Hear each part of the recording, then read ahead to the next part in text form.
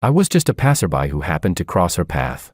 Yet by accident I saved Willow Liu, the daughter of the Liu family, who nearly took her own life after a devastating breakup. I fell in love with her at first sight, stayed by her side as she slowly healed from her heartbreak, and eventually walked with her into the hall of marriage. However, a sudden car accident caused her to lose 5 years of her memory, bringing her back to the year when she was deeply in love with her first love, Makoto. What I never could have imagined, even in my dreams, was that my parents-in-law, who had always looked down on me, would seize this opportunity to arrange for Makoto to return to the country, hoping he and my wife would rekindle their old romance. And what I never could have imagined even more was that Willow, who once loved her first love so deeply that she nearly gave up her life for him, simply and calmly threw out a single question, leaving everyone frozen in place. Chapter 1. The sharp scent of disinfectant in the hospital room, along with the steady beep, beep, of the cardiac monitor, had been my entire world for the past 3 days, until Willow's eyelashes trembled, just once. Only then did my world begin to beat again. For the past 72 hours, I had stayed here, feeling as though I were trapped in a nightmare I couldn't wake from. But when she finally opened her eyes on the hospital bed, all I could see in those beautiful eyes was unfamiliarity and wariness directed at me. The love we once shared was gone without a trace. Who are you? Her very first words were a question, doubt and challenge wrapped together. She had woken up, but she had forgotten me. The doctor's words buzzed in my ears, each one like a dull blade, sawing back and forth against my nerves. Hippocampal damage, retrograde amnesia. How much memory is lost varies from person to person. Her varies from person to person meant 5 years. 5 years, including everything from when we first met, to falling in love, to getting married. She had forgotten it all. I didn't break down. I didn't even show much grief, because I knew that any intense emotion right now would only frighten her. I pulled out a chair and sat down a few steps away from her bed. A safe distance, a distance that wouldn't make her feel threatened. A lot has happened in the past 5 years. We met 3 years ago, and last December, we got married. I did my best to rein in my emotions, recounting everything that had happened during those 5 years in the calmest tone I could manage. Because of a car accident, you lost your memories from the past 5 years. To make her believe me, I took out my phone. My fingers slid across the cold screen and unlocked it. My movements were steady, so steady it scared even me. The first photo in my gallery was a picture of us on top of a snow-covered mountain in Switzerland. I had wrapped her in my coat. Her nose was red from the cold, yet her smile was brighter than the snowy peaks behind her. I handed her the phone. She looked at it hesitantly. In her eyes there was confusion. There was caution, but not even the faintest hint of familiarity. Photo after photo slid by. In the lavender fields of Provence, she tucked a small bundle of purple flowers into my collar. On the stone-paved streets of the capital, she wore a kimono and stood on tiptoe to steal a kiss on my cheek. In our kitchen, she wore my white shirt with a completely mismatched pink apron tied around her waist, flowers smudged on her face, waving a spatula at me like a little menace. The her in those photos, her smiling eyes and gentle brows, was the image carved into my heart. But that happiness, so full it nearly overflowed, was something the present her couldn't understand at all. I watched her, trying to find even the smallest crack, the slightest softening, in her icy expression, but there was nothing. Her brows knitted slightly, as if she were looking through a stranger's photo album, one that had nothing to do with her. That's not me. I could read those words clearly in her gaze. At least, not the version of herself that existed in her memory. I forced myself to meet her clear yet distant eyes and said, "You don't have to believe me right away. You can investigate on your own. Ask all your friends. But before that, I have a suggestion." I swallowed the bitterness surging up my throat and said each word clearly. "Let's not tell the outside world about your memory loss for now. That way, we can avoid anyone with ulterior motives taking advantage of you. And when you interact with others, you can judge from their reactions whether what I'm saying is true." She nodded slightly. The distance in her eyes finally loosened just a little, and then she handed the phone back to me. "The car accident, how did it happen?" She finally asked the most crucial question. That question was like a key, unlocking the gate behind my carefully maintained calm. My Adam's apple bobbed uncontrollably. The heavy stone in my chest, which had only just fallen back into place when she woke up, was hoisted up again, weighing down my heart. I could feel my nails digging deep into my palms. It was to save me. The images from that moment, the screech of tires against the road, the force of her hands pushing against my chest, the instant her eyes lost their light as she fell, exploded in my mind all over again. An out-of-control car came speeding toward us. You pushed me out of the way. The moment my words fell, bang. A deafening crash. The hospital room door flew open as if rammed by a wild beast, slamming violently into the wall, and the instant I saw who it was, my blood nearly froze. It was Makoto, Willow's first love, the man who had plunged her into 2 full years of heartbreak. And now, with her memories rolled back 5 years, Willow had returned precisely to the age of 20, to the time when she loved Makoto the most. The moment I realized this, every muscle in my body tensed involuntarily. Makoto wore a perfectly tailored beige trench coat. His hair was slightly damp, as if he had rushed over through a sudden downpour, his face carrying just the right mix of urgency and weariness. He always knew how to present his best self, carefully wrapped in the most heart-stirring circumstances. I didn't even need to turn around. I could clearly feel the body behind me, tense with vigilance just moments ago, quietly relax. Those eyes that held only unfamiliarity and scrutiny for me lit up the instant they landed on Makoto. In that light, there was surprise, there was joy, and there was also a trace of something else, something I knew all too well, something that pierced straight through me: infatuation. In that moment, I became painfully aware of a cruel truth. To the present Willow, I, George, was a stranger who needed to be verified again and again. But Makoto was someone who belonged to her soul, someone who needed no proof at all. Chapter 2. The moment Makoto stepped into the room, he lunged toward the bedside in a single stride. His voice trembled, his eyes rimmed red. "Thank God, Willow, you're finally awake. I'm sorry, this is all my fault. If I hadn't gone abroad back then, if you had been by my side, none of this would have happened." As he spoke, he reached out, trying to take Willow's right hand where it rested outside the blanket. I was so angry I almost laughed. My wife had lost her memory. It didn't mean you could take advantage of the situation and barge in however you pleased. Before his fingertips could touch Willow, I reached out, grabbed his arm, and yanked him backward, making him stumble and forcing him away from the bed. Ignoring my parents-in-law, who had followed Makoto into the room with their usual looks of scrutiny and dissatisfaction directed at me, I fixed him with an icy stare. "Mr. Ito, mind yourself. Willow is my wife." Forced away like that, Makoto Ito spun toward me, his eyes blazing with so-called righteous fury. "George, how can you be so selfish? How long were you planning to keep this hidden?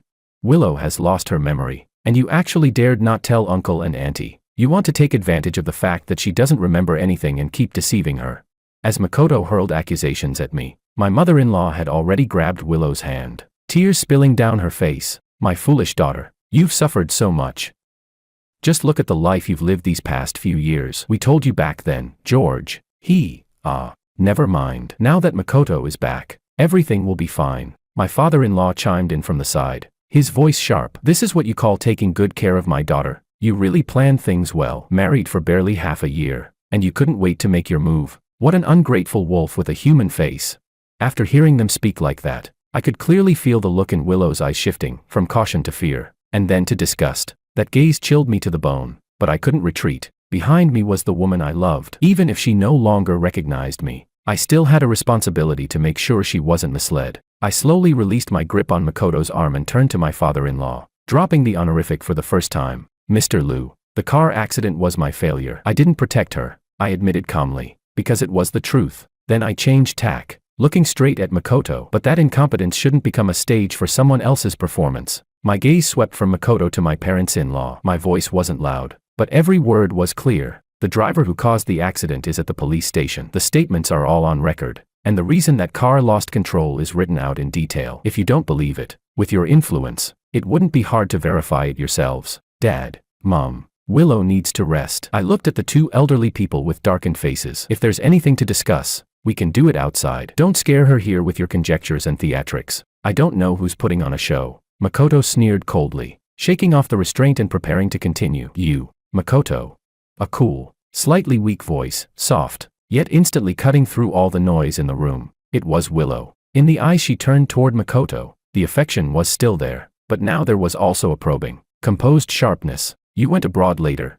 Such a simple question, yet it was like a fishbone lodged in Makoto's throat, instantly rendering his display of deep emotion ridiculous. The expression on his face froze. After a long moment, he hurriedly tried to explain. "Willow, there was a reason for that. Listen to me." Willow ignored his explanation, her gaze growing even sharper. "When did you come back?" Makoto's eyes began to dart away, his voice turning vague. Just recently. As soon as I heard something had happened to you, I rushed over." "So that means, up until I got married, you were abroad all these years, right?" Willow lowered her eyes, making it impossible to read the emotion on her face. Unconsciously, she began to gently rub the base of her left ring finger with the thumb of her right hand. That spot, up until the car accident, had held the wedding ring I designed for her. The motion lasted only a moment before she abruptly stopped, as if burned, a flicker of surprise flashing through her eyes. And I, who had been calmly observing from the side ever since she began speaking, felt a ripple stir in my chest. Rubbing her ring finger while thinking was a habit Willow had only developed after marrying me. Makoto's face fell at once. In his anxiety, he tried to move closer to the hospital bed again, but there was no way I would allow that. I stepped directly between them, blocking him with unyielding firmness. So, Willow lifted her head again. This time, her gaze deliberately avoided Makoto, completely disregarding his pale excuses. She looked straight at her parents. My marriage to this Mr. Wang is real, right? A trace of undisguised awkwardness flashed across her father's face. He cleared his throat a few times before forcing out, "That's technically true, but since you've already..." Willow cut him off without hesitation. "Oh, I'm tired. I want to rest for a while." Her gaze swept across everyone in the room, including me. "Could I ask all of you to leave?" Chapter 3. The door of the hospital room closed softly behind me, sealing off the world I shared with Willow. Left in the corridor were only Makoto and the Liu parents, their faces dark with displeasure. The air seemed to freeze under the harsh white lights. Each of our shadows stretched long and distorted across the floor. "George, let's talk." Makoto spoke first. The feigned urgency had drained from his handsome face, replaced by a cold, condescending arrogance. I ignored him and turned instead to my parents-in-law. Even though the looks in their eyes chilled me, I still maintained the most basic courtesy. "Dad, Mom, Willow needs quiet rest. I understand your concerns, but emotions won't solve anything right now." My mother-in-law snorted and turned her head away, clearly unwilling to say another word to me. My father-in-law kept a grim expression, his scrutinizing gaze sweeping over me. "George, you'd better pray that Willow comes out of this safely. Otherwise, right now, the one Willow loves is me." Makoto cut in, his voice carrying the smug satisfaction of someone proclaiming victory. He stepped in front of me and deliberately adjusted the collar of his expensive trench coat, his eyes filled with contempt. "You're nothing but the owner of a small company, average education, relying on a few petty tricks to take advantage of the situation. And I am the heir of the Ito family. What I can give Willow is a height you couldn't reach even if you struggled your entire life. Tell me, what do you have to compete with me? Willow and I are the true match. George, you're just the other man, a laughable substitute. Now that the real one is back, it's time for you to get lost." I looked at his face, overflowing with arrogance and superiority, and suddenly found it a little amusing. "Mr. Ito, your confidence is as blindly misplaced as ever." My voice wasn't loud, but it froze the smile on his face. "All those colorful photos of you fooling around abroad, drifting from party to party, do you need me to print them out so Willow can enjoy them properly? And as for that overseas degree you're so proud of, how is it that I've heard you were once publicly reported under your real name for academic fraud?" Even though the matter was eventually suppressed, rumors don't arise without reason, do they?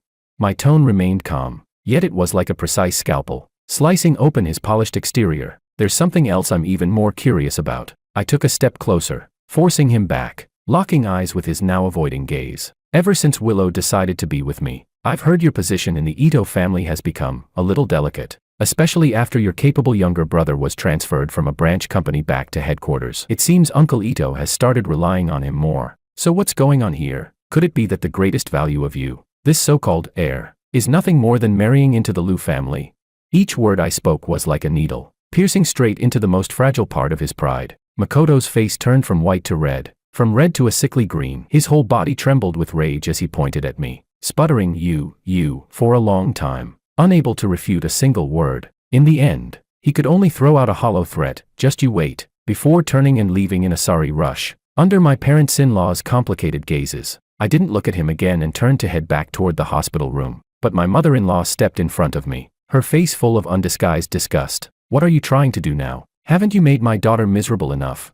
My father-in-law's expression was equally grim. "George, we have things to say to Willow alone. You should go back." As his words fell, the door to the hospital room opened a crack from the inside. It was Willow. She leaned against the doorframe, her face still pale, but her eyes strikingly clear. "Mr. Wang," she said to me, "your company is just starting out. You must have many things to take care of. You should go ahead and get back to work. My parents are here with me." There was no emotion in her voice, only a distance that left no room for refusal. I looked at her, my throat tightening. I had 1,000 words to say, but not one would come out. In the end, I simply nodded. "All right, get some good rest." I turned and walked away, my steps heavy. When I stepped out of the hospital building, the cold night wind hit my face, yet I felt no chill at all. I took out my phone and dialed a number. "Keep a close eye on someone for me, Makoto Ito from the Ito family. He's just returned to the country. I want every detail of his movements, no matter how small." After hanging up, I looked up at the brightly lit window of Willow's hospital room and stood there for a long time,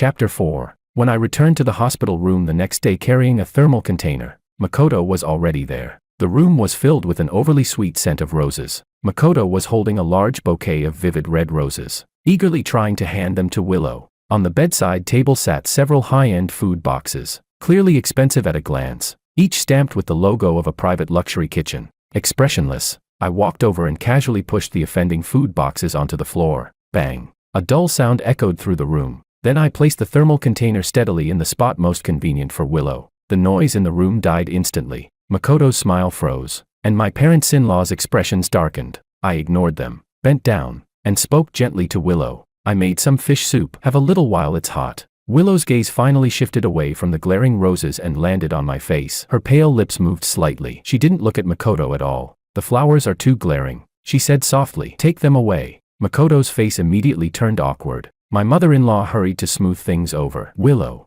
Makoto prepared these especially for you. Aren't they beautiful? I said. Take them away. Willow's voice was still soft, but there was an unmistakable firmness in it. I looked at Makoto coldly and said flatly, Mr. Ito, do you not understand plain language? Willow told you to take the flowers away, or would you prefer to continue yesterday's unfinished conversation with me?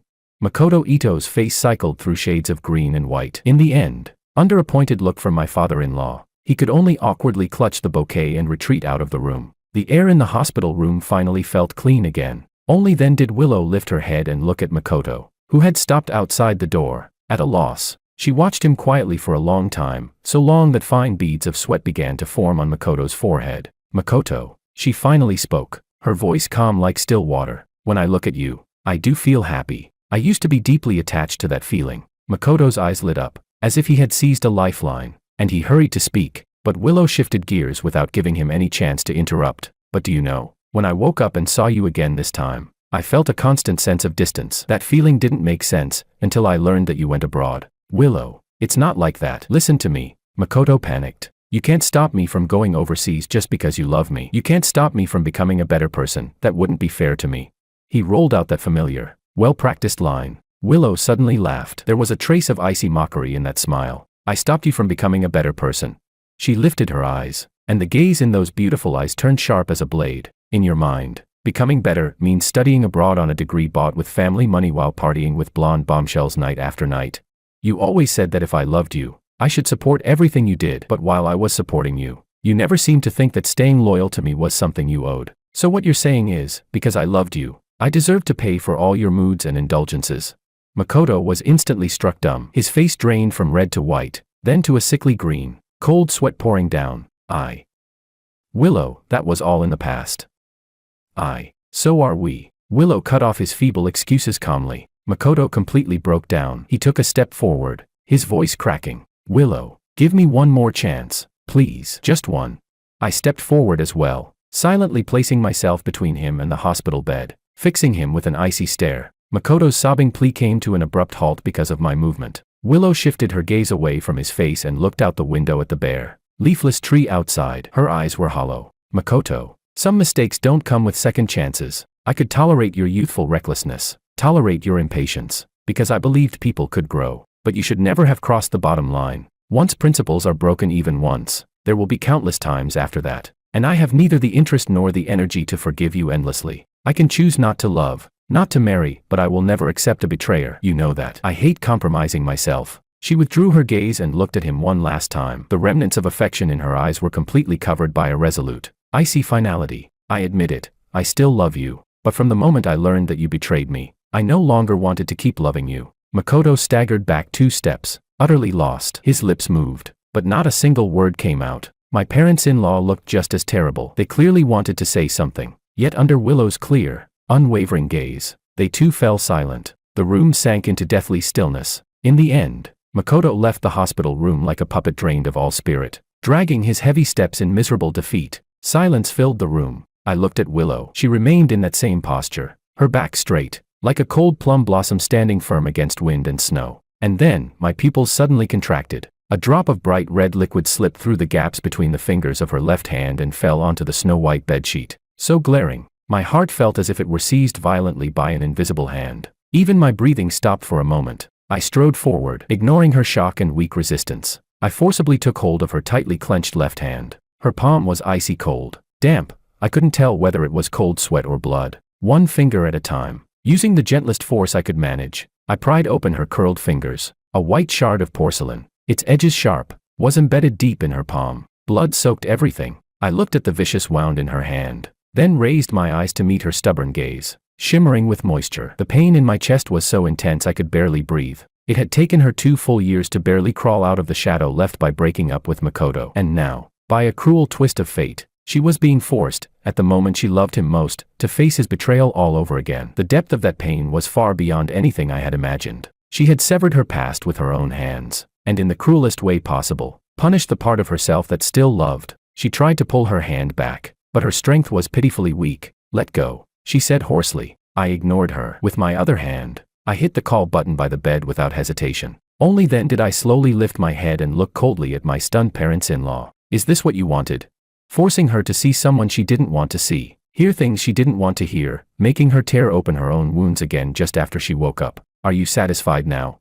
Their faces shifted between pale and livid, and for a long time, they couldn't say a word. The nurse pushed the door open quickly. When she saw the injury on Willow's hand, she was startled as well. "Mr. Wong, we'll take it from here." I nodded and stepped aside, making room for the nurse to clean and dress the wound. Chapter 5. From that day on, Makoto never appeared again. My parents-in-law's visits also became rare. Each time they came, they carried complicated expressions, as if there were many things they wanted to say. Yet in the end, all that remained were a few perfunctory reminders. In the hospital room, the cloying scent of roses had long since faded. In its place was the warm, homely aroma of the soups and stews I brought every day. A full month passed like this, quiet, uneventful. Willow recovered well. The wound in her palm had scabbed over, leaving behind only a faint pink scar. The day she was discharged, the weather was beautiful. I took care of all the procedures. She had changed out of her hospital gown and was wearing an ivory-colored long dress I had brought for her. Standing quietly by the window, watching the traffic flowing below, sunlight filtered through the glass,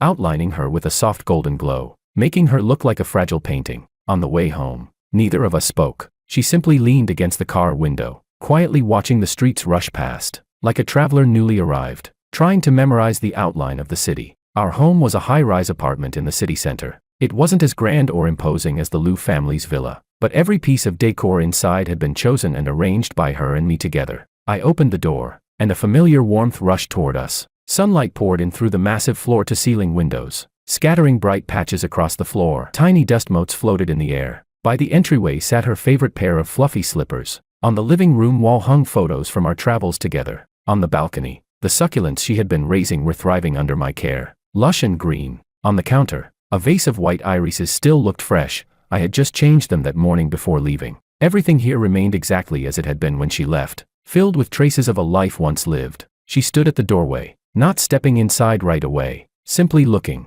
In those clear eyes, the vigilance and distance she'd shown in the hospital were gone, replaced by something else, a quiet, indescribable sense of ease, like a small boat that had drifted for a long time, finally finding a harbor where it could dock. She changed into the slippers and slowly walked into this completely unfamiliar home. She didn't speak. She merely let her fingertips brush over the soft back of the sofa, over the books we'd placed side by side on the shelves, over the cool surface of the dining table. At last, her gaze settled on me. She walked up to me slowly and raised her left hand. In the sunlight, I could clearly see the faint mark circling the base of her ring finger. Unconsciously, she used the thumb of her right hand to gently rub that empty spot. "Where's my ring?" Her voice was very soft, yet it was like a pebble dropped into the lake of my heart, still and silent for a month, sending ripples outward. I took a velvet box out of my pocket, opened it. The wedding ring I had designed for her myself lay quietly inside, the diamond's facets reflecting tiny shards of light. I handed the ring to her. She took it without hesitation and, naturally, slipped it back onto the ring finger of her left hand. It fit perfectly, as if it had never left. She raised her hand and looked at the ring she had regained. Her eyes filled with a familiarity and attachment even she couldn't quite understand. After a long moment, she lowered her hand and looked up at me calmly. "George, I'm sorry." I paused slightly. "The things I said to Makoto in the hospital." She lowered her eyes, her voice carrying a trace of weariness that was hard to detect. "I was actually saying them to you, too." My heart felt as if it were gently clenched by an invisible hand. "You know it, I still love him deeply. Even if reason tells me he isn't worth it, that instinctive inertia still causes me pain. So I had to use the harshest possible way to cut it off completely,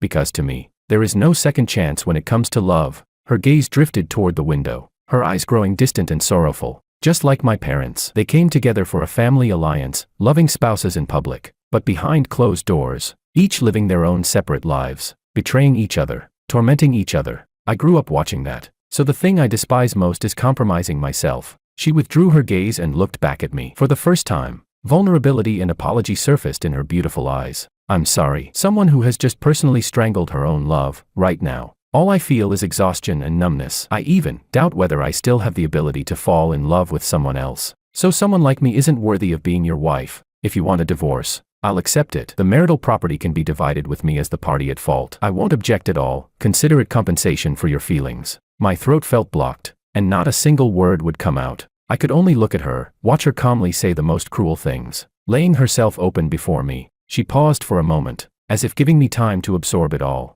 Then she continued, her tone carrying a trace of negotiation. But if, because you still love me, you don't want to separate, then at the very least, I must take responsibility for hurting your feelings. And for my responsibility as a wife, we can live together for 1 year. For that year, we'll live like a real married couple. If I regain my memories, or if I can fall in love with you again, then we'll keep going. If after 1 year I'm still like this, then we separate. 1 year is the limit, for you and for me. After that, bridge to bridge, road to road, we go our separate ways, each wishing the other well. She placed every choice into my hands. After hearing her words, I felt not the slightest trace of anger, only an overwhelming ache. My heart ached for my girl, the girl who had spent 2 full years clawing her way out of a failed relationship, who had finally learned how to love again, only to be forced by a cruel accident to walk the thorn-filled path of pain once more, in an even more brutal way. I stepped forward and gently took the hand on which she wore the ring. Her fingertips were cold. All right, 1 year, I answered without hesitation.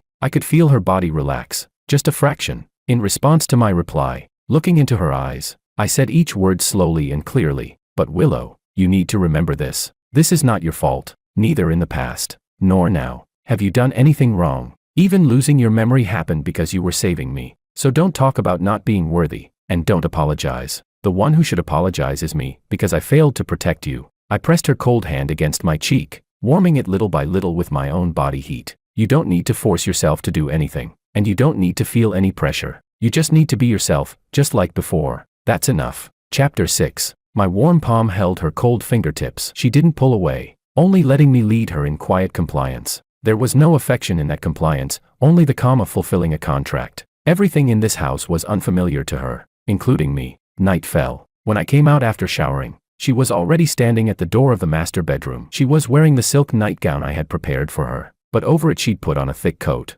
like a layer of self-protective armor. She looked at me, as if waiting for me to make the first move. The air was thick with a wordless standoff. I understood what she was thinking. In her understanding, fulfilling a wife's duty probably also included sharing a bed. I said nothing. I walked straight into the room and took out a spare quilt and pillow from the wardrobe. Watching my actions, she finally spoke, a trace of confusion in her voice. What are you doing?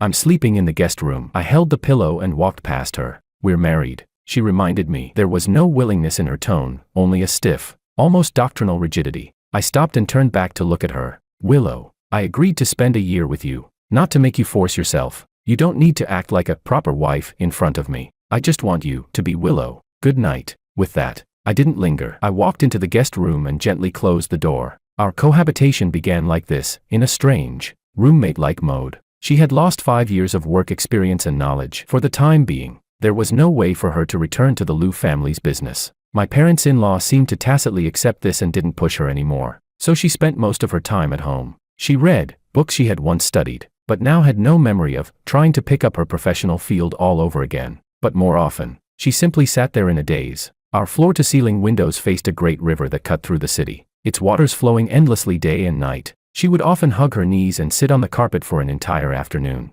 She didn't speak. She showed no expression. Like an exquisite sculpture without a soul. I knew she was processing the pain tied to Makoto, the pain that had been forcibly dragged back into the light. She had severed the past in the most decisive way possible, but the wound still needed time to heal. I never disturbed her. Every morning before leaving, I changed the water for the white irises in the vase. When I came home, I cooked meals for two. She didn't eat much, but she always finished quietly, then said, "Thank you," polite, distant, like two strangers who had just met. My company was at a critical stage of growth. A key project hit a bottleneck. and I was swamped, sleeping only 3 or 4 hours a night for days on end. That night, I dragged my exhausted body home after midnight. The living room lights were off. Only moonlight poured in through the huge windows, laying a layer of silver frost across the floor. I thought she had already gone to bed, but as I changed my shoes, I saw that familiar, slender silhouette. She was still sitting by the window, holding the same posture I had seen countless times, staring motionlessly at the river outside. My heart was pricked softly.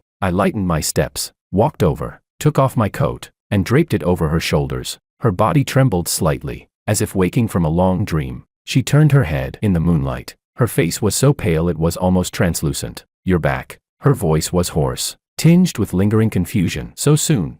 I crouched down and met her eyes at eye level. "It's already 12:30. Willow." A flash of surprise crossed her pupils, followed by understanding. She had been sitting here again, for an entire afternoon and an entire evening. Time seemed to have lost all meaning for her. "Sorry." She lowered her head, her voice very soft. "I lost track of time." "It's okay." I adjusted the coat around her. "It's cold at night. Go back to your room and sleep." She nodded, stood up, and walked back to the master bedroom in silence. I watched her figure disappear behind the door, then slowly sat down in the spot she had just occupied. Outside the window, the river shimmered faintly under the moonlight, cold and silent, just like the chasm between her and me, one that seemed impossible to cross. Chapter 7. The next day, I made a decision. I came home early and moved a large stack of documents into the study. She looked surprised. "What's this?"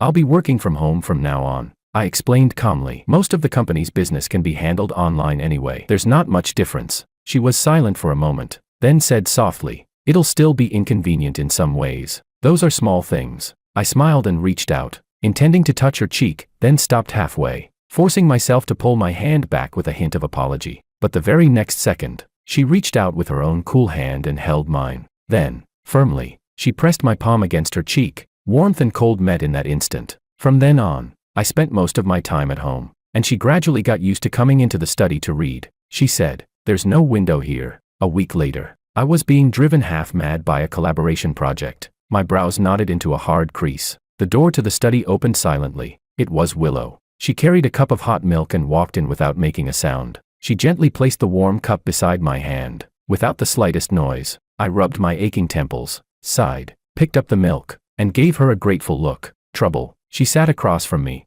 her gaze falling on the documents spread across my desk. The Angel Tech Group project, still torn between option A and option B.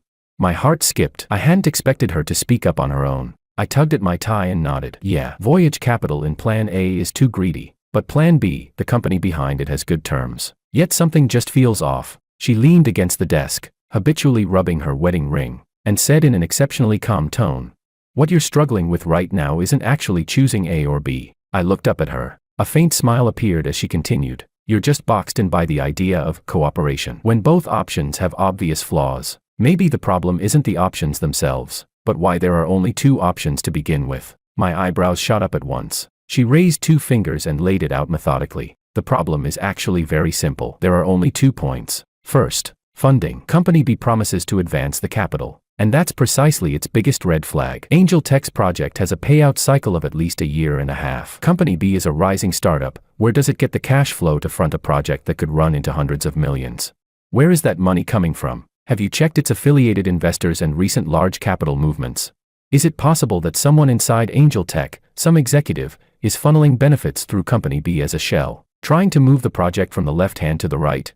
A cold sweat instantly broke out across my back. Because I trusted Angel Tech's reputation, I had only looked at Company B on the surface, never digging deeper from this angle. Her tone remained calm. "Second, risk. What you need to consider isn't how much you'll earn if the cooperation goes smoothly, but what you'll lose in the worst-case scenario. With A, the worst outcome is low profit and exhaustion, but your company won't face a survival crisis. With B, if its capital chain is fabricated, or there's a hidden trap behind it, once something goes wrong mid-project, you'll be the one stuck. Your company could be dragged down by this single project." She looked at me and asked, word by word, "Can you afford that gamble right now?"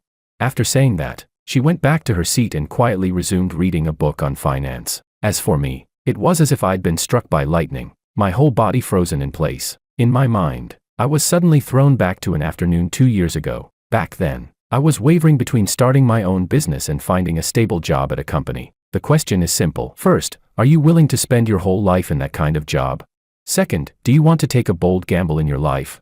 I had answered, no, and I want to gamble. And then she smiled, bright as the entire summer sun, patted her chest and said, then what are you hesitating for? Go do it. If you fail, just smile for me, your sister will support you. I pulled myself out of the memory and looked again at the quiet girl reading in front of me. The memories were gone, but the intelligence carved into her soul, the decisiveness, the clarity that cut straight to the essence, those were still there. She was still her, my Willow. In that moment, the gloom that had weighed on my heart for days seemed to be effortlessly blown away by a few of her words. I looked at her, my throat tightening. The emptiness in my chest was filled once more, with warmth. Chapter 8. Ever since the day in the study, when her words woke me from my daze, the air between us seemed to have quietly changed. That invisible barrier, untouchable yet solid as ice, felt as though it had been chipped open by her calm, incisive remarks, leaving behind a fine crack. At last, a sliver of sunlight could seep through. I continued working from home, and the study became the place where we spent most of our days. She no longer just sat silently in the corner clutching a book. Occasionally, she would lift her head, see me frowning at my computer screen, and suddenly toss out an observation, often striking straight at the heart of the matter. I realized that although she had lost the knowledge and experience accumulated over those 5 years, her innate business instinct and insight seemed etched deep into her soul, never truly gone. And I, too, gradually stopped avoiding her on purpose. When problems arose, I would actively seek her advice, spreading out complicated reports and plans in front of her. She would study them carefully, slender fingers tracing over the cold numbers, brows drawn together, eyes intent. That version of her slowly overlapped with the Willow in my memory, the decisive woman who moved through the business world without hesitation. Then, we began to talk about things beyond work. She would ask me about amusing incidents at my company, and I would tell her about which programmer had lost a few more hairs over a stubborn bug. She listened, and the corners of her lips would lift into a faint smile. So faint it was almost imperceptible, yet it was enough to make my heart race wildly. At some point, the polite thank you between us quietly disappeared. In its place were the cup of hot tea she would silently set beside me when I worked late into the night, and the sight of her coming over while I was busy in the kitchen, somewhat clumsily trying to help. Everything was moving in a good direction, slowly,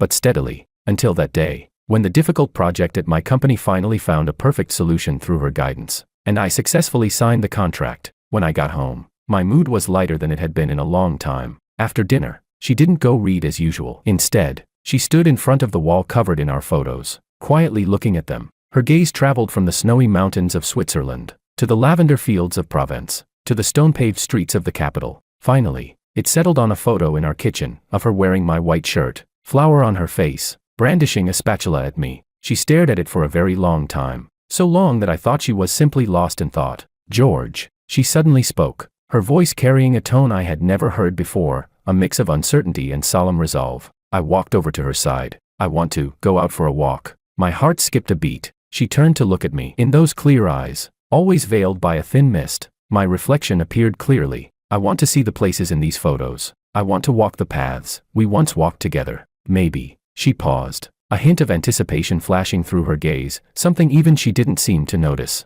Maybe I'll remember. My throat tightened, and I could only nod firmly. All right. Our first stop was a flower shop. The shop wasn't far from our place, right on a street corner. It was small but tastefully decorated, with the freshest bouquets always displayed out front. Ever since we got married, the white irises in our home had always come from here. I pushed open the glass door, and the wind chimes rang out with a crisp, cheerful sound. The owner was a kind middle-aged woman. When she saw me, she immediately smiled in greeting. Mr. Wong, you're here early today. Then her gaze fell on Willow beside me, and the smile on her face grew warmer. And the missus came along too. Are you feeling better? We heard you were hospitalized a while ago. Everyone in the neighborhood was so worried. Willow's body stiffened slightly, but she still nodded politely. I'm much better now. Thank you for your concern. I took her slightly cool hand and said softly, we'd like a bouquet of white irises. Of course, same as usual. Right, the owner replied with a smile, deftly selecting, trimming, and wrapping the flowers. Willow's gaze was drawn to the clusters of pure white petals. In the sunlight, the white was almost translucent, carrying a kind of untainted, sacred purity. Why, irises? She asked softly, whether she was asking me, or herself. I couldn't tell. My thoughts were instantly pulled back to a gentle, breezy evening 3 years ago. Back then, I had just picked up a part-time job at this flower shop, clumsily learning how to handle flowers, and she had just begun to step away from that bridge filled with sorrow, willing to wander aimlessly with me through the dusk-lit streets. There was still an inescapable melancholy between her brows and eyes, but she was already willing to show me the faintest smile. That day, we happened to pass by this very shop. Looking at the riot of colorful flowers inside, I asked her on a whim, "What's your favorite flower?"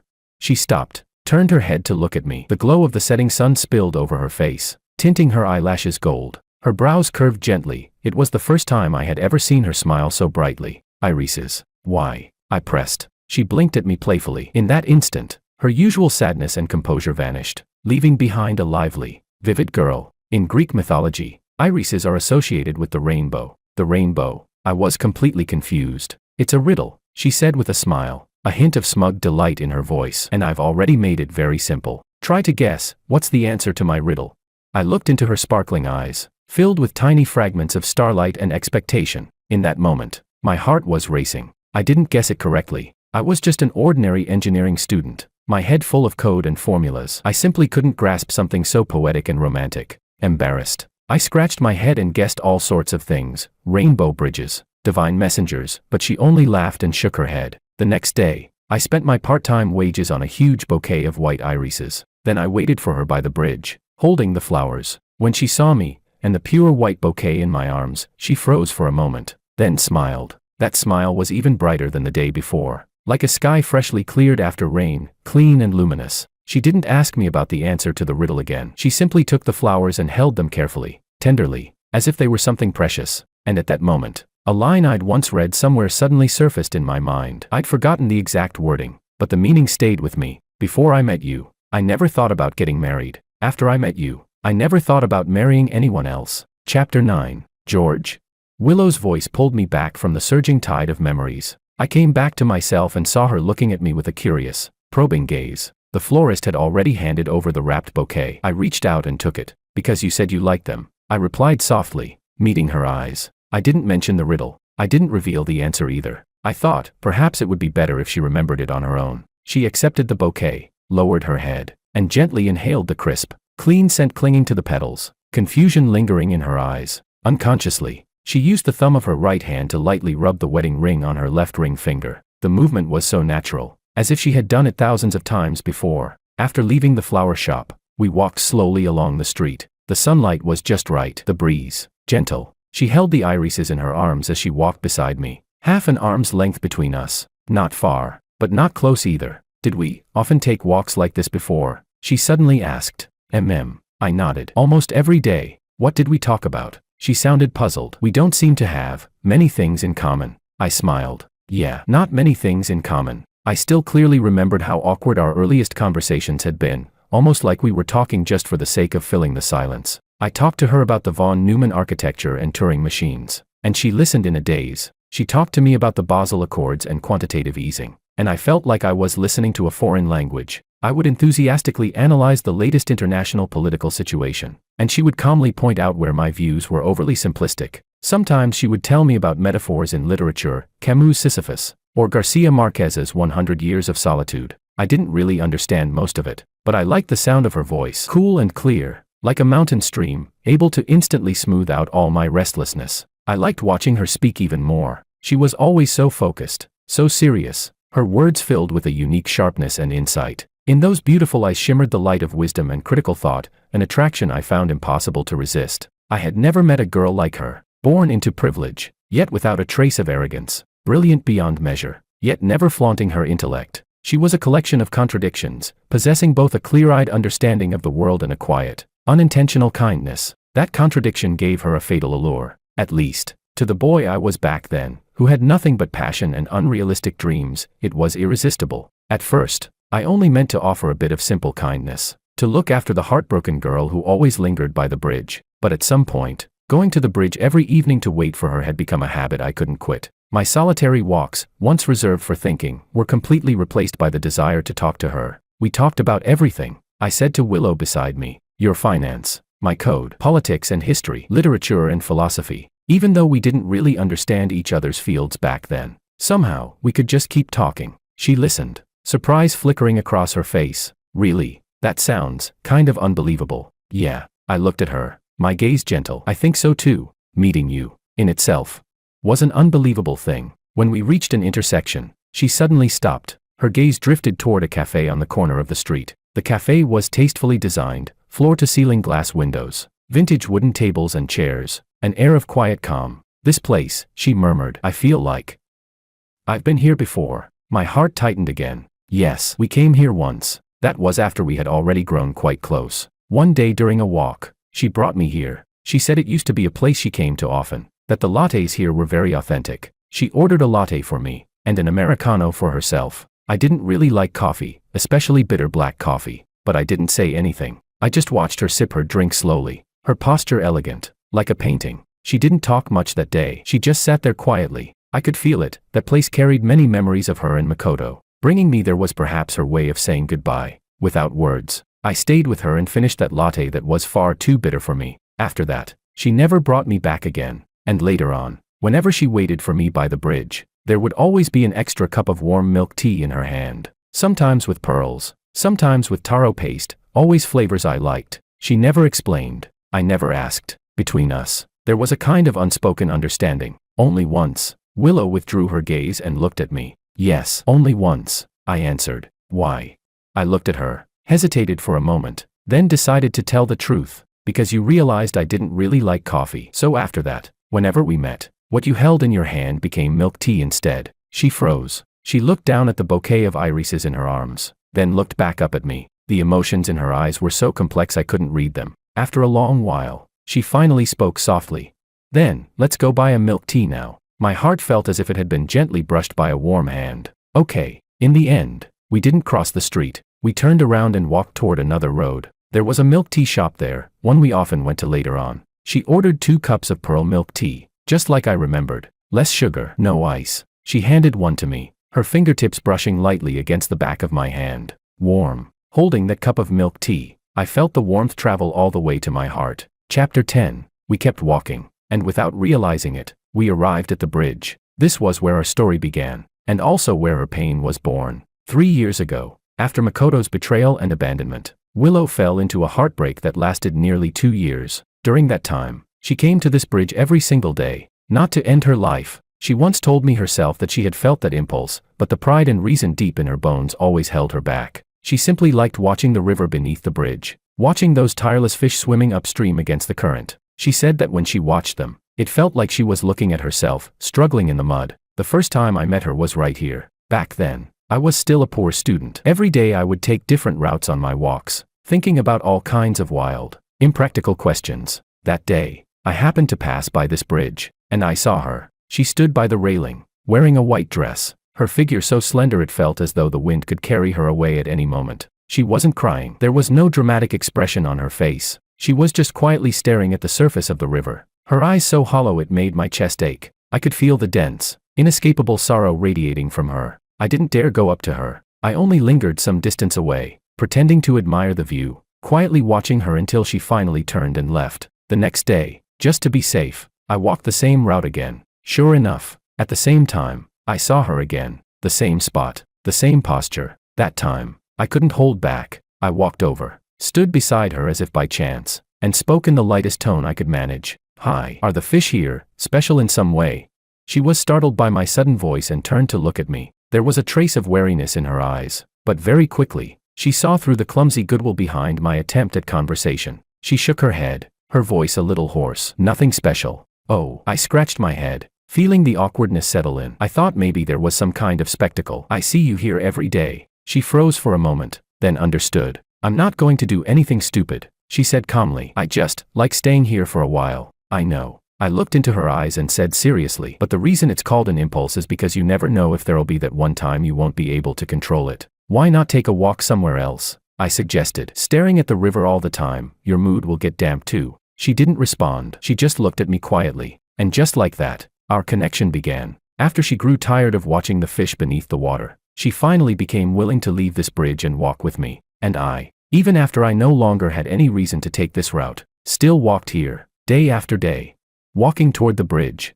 And toward her. Chapter 11. Right here. I stood at the center of the bridge and spoke softly to Willow, who had stopped beside me. This is where we first met. She held the bouquet of irises and leaned against the railing, her gaze falling on the endlessly surging river below. The wind lifted the strands of hair at her temples, brushing across her pale cheek. The look in her eyes slowly overlapped with the one I had seen 3 years ago. The first time I met her. In it, there was sorrow, there was confusion, and there was also a trace of longing. I turned my eyes toward the river as well, my voice tinged with remembrance and quiet emotion. Back then, I asked you whether the fish here were anything special, and you answered, "There's nothing special about them." She spoke suddenly, cutting me off. My heart lurched violently. I snapped my head around and stared at her. Time seemed to freeze at that instant. The traffic and bustle around us faded into silent background noise. In my world, there was only her. At last, she slowly turned to look at me. At some point, her eyes had reddened. A thin veil of moisture blurred those beautiful eyes, making her vision hazy. Yet I knew she was trying hard, to see me clearly. A tear slipped from the corner of her eye without warning. It traced the smooth line of her cheek and fell onto the pure white irises. And then, she smiled. A smile streaked with tears, yet radiant like a rainbow after rain. She opened her mouth and, with a voice trembling with sobs yet unmistakably clear and familiar, softly called my name. George. That form of address, one she used only when we were closest, hit my mind like a thunderclap. My body went rigid. The next second, she dropped the flowers in her arms. The white irises scattered across the ground. She threw herself into my embrace with all her strength, as if trying to fuse herself into my bones and blood. I felt her warm tears quickly soak through the fabric over my chest. Her body trembled faintly in my arms. I remember now. Her voice was muffled against my chest, but every word was unmistakably clear. George, I remember everything. I remember that riddle. I remember you standing on the bridge like an idiot, holding a huge bouquet of white irises and waiting for me.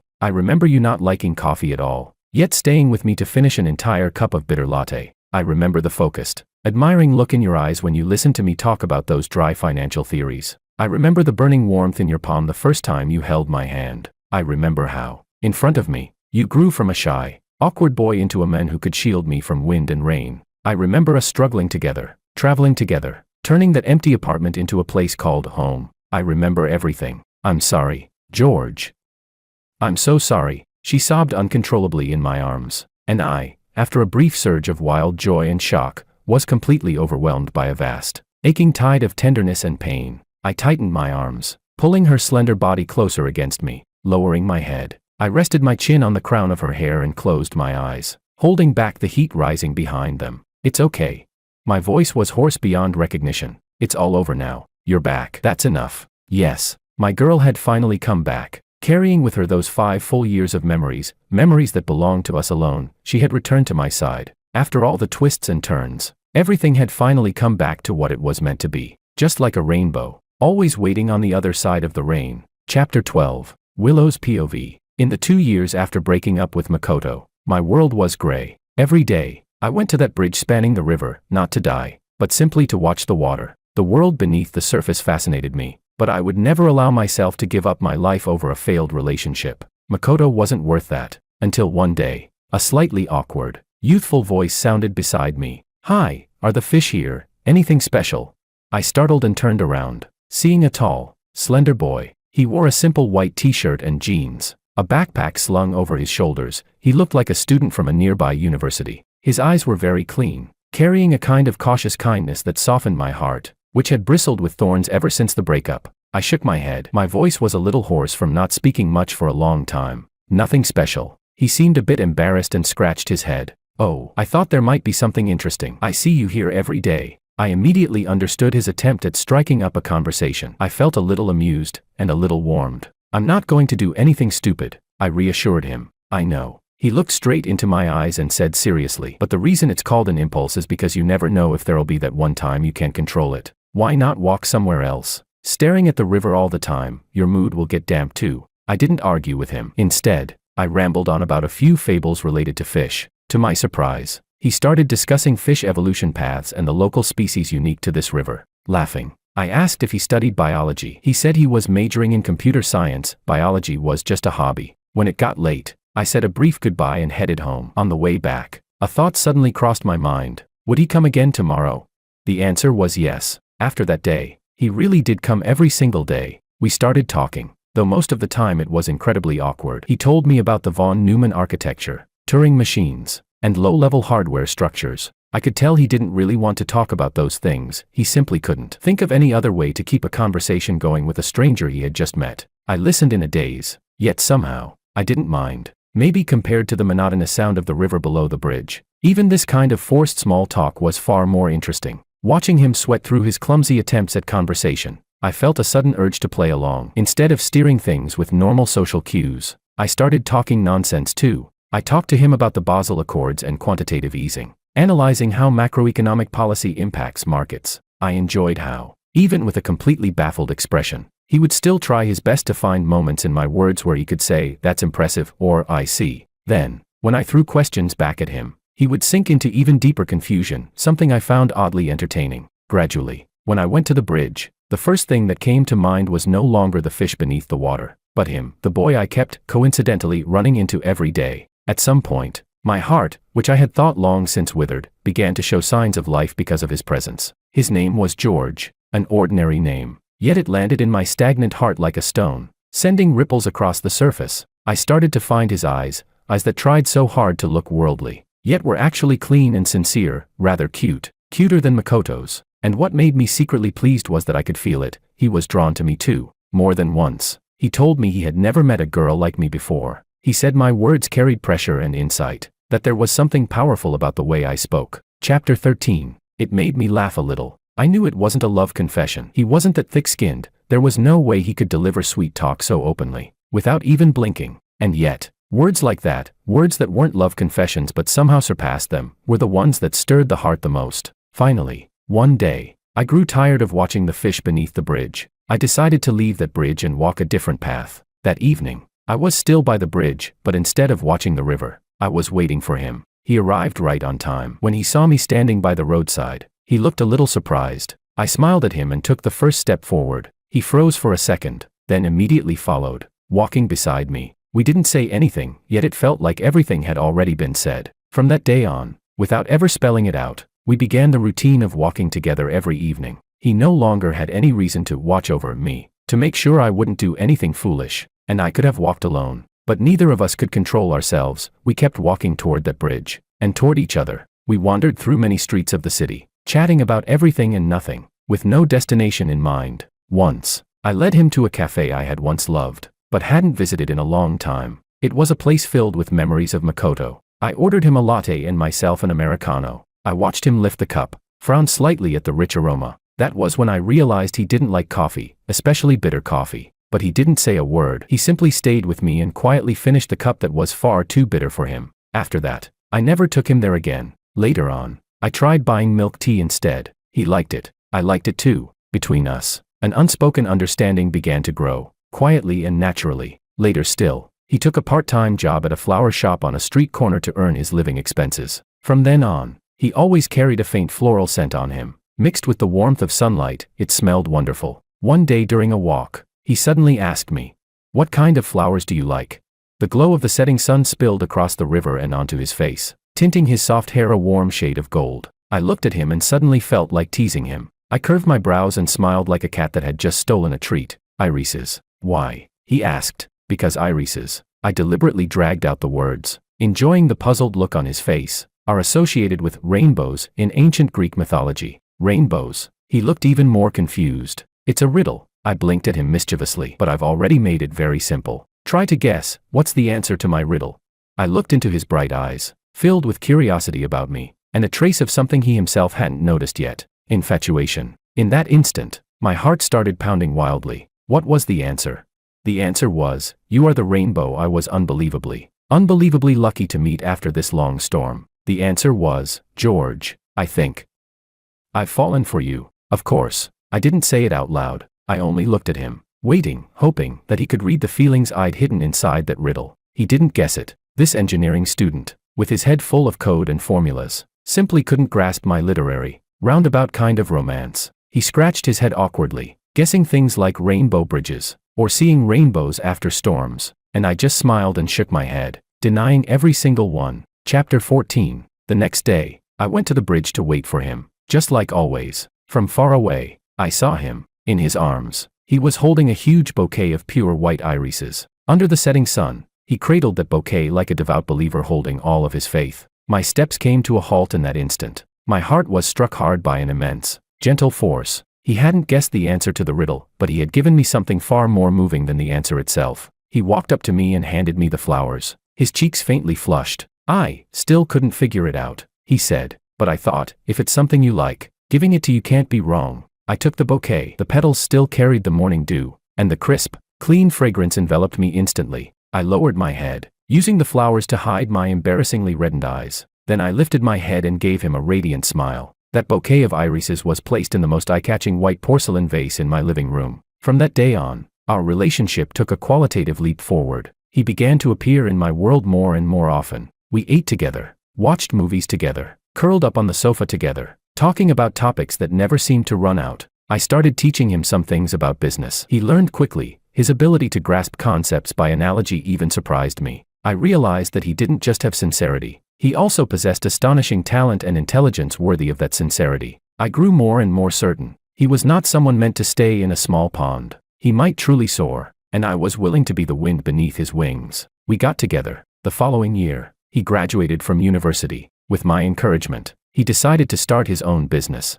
I supported him without reservation, becoming his company's very first angel investor. When my parents found out, they were so furious they nearly cut ties with me. They couldn't understand why I would give up Makoto, with his prominent family background, and choose this poor boy who, in their eyes, had nothing at all. They said I was crazy. Maybe I was, but I knew I had never been more clear-headed. I am tired of the profit-driven calculations behind family-arranged marriages. Tired of my parents' marriage, a hollow partnership held together by appearances, where they merely coexist while tormenting each other. What I wanted was simple, a pure, clean love, and if that didn't exist, then I would rather not love at all, not marry at all. But I was lucky. I met George. He wasn't foolish. With my support and guidance, his new company grew at a pace far beyond my expectations, and my parents' criticisms of him gradually faded away. I also began taking over the Liu family business, and everything moved steadily in a good direction. Then we got married, at the civil affairs office, holding those two little red booklets. We laughed like fools. He designed a one-of-a-kind wedding ring for me, engraved with the initials of our names. At the wedding, we made lifetime promises to each other. We bought that high-rise apartment in the city center, not big, but with a great view. Together, we slowly turned it from an empty space into a home we loved. The walls were covered with photos from our travels around the world. On the snowy peaks of Switzerland, he wrapped me tightly in his coat and kissed the tip of my nose,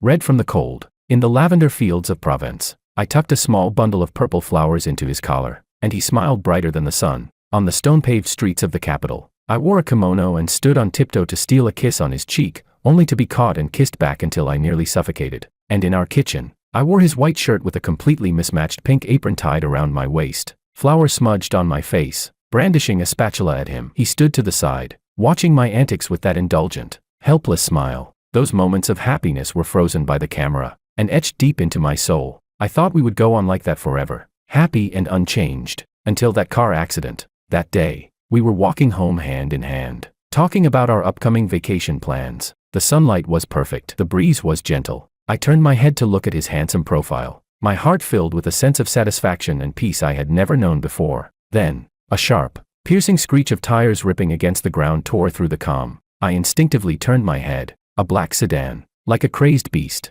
had lost control and was charging straight toward us, toward George. Time, in that instant, seemed to slow to an endless crawl. My mind went completely blank. All reason, all thought, vanished in a heartbeat. There was only one idea left. I couldn't let anything happen to him. I didn't hesitate. Using every bit of strength in my body, I shoved him away with all my force. Bang! A massive impact hit me. I saw the look of terror and despair spread across his face in an instant. I saw the hand he reached out to me. Useless, unable to save me. The world before my eyes rapidly lost all color, sinking into boundless darkness. George, I'm sorry. It seems I won't be able to walk the rest of the road with you.